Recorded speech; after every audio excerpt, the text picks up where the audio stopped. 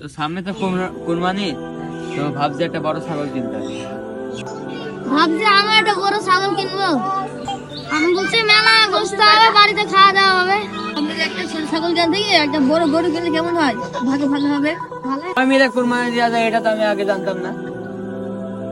সবাই মিলে কুরবানি দেওয়া যেত, এটা তো জানতাম না। আমি কাজ শুনলাম একসাথে কুরবানি হয়। না না না, আমি ওইসব মানি না। না না না, আমি ওইসব মানি না।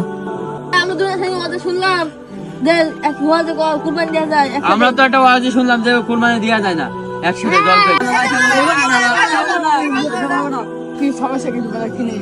আমি বলছি যে ভাগে কুরবানি দেওয়া যায় না, আর এই তাসিন সাহেব বলছে যে ভাগে কুরবানি দেওয়া যায়। না না দেওয়া যায় না, দেওয়া যায় না। ঝামেলা কিসের? এই মৌলানা সাহেব কি শুধালে তো হয়ে গেল। না না না, এটা দেওয়া যায় না। জ্ঞান করে না, জ্ঞান করে তো ভালো না, জ্ঞান করা। ইমাম সাহেবের সাথে আলোচনা করো যে ব্যাপারটা মিটমেট করো। ও দেখ হুজুর সাহেব, হুজুর আসো। ওই ইমাম সাহেব, আমাদের মুসল্লিরা কি বলছে দেখে আসি।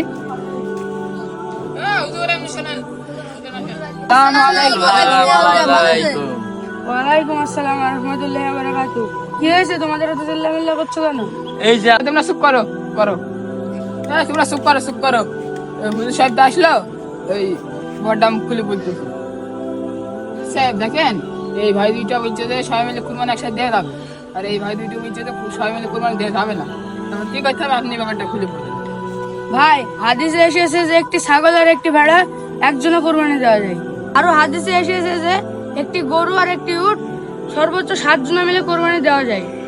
সূরা আল-হাজ্জে বলা হয়েছে যে তোমাদের জন্য গরু আর একটি উট কুরবানির জন্য নির্ধারণ করা হয়েছে। সহিহ মুসলিম 1318 নম্বর হাদিসে বলা হয়েছে, হযরত জাবির রাদিয়াল্লাহু আনহু, একটি গরু এবং একটি উট সর্বোচ্চ 7 জন মিলে কুরবানি দেওয়া যাবে।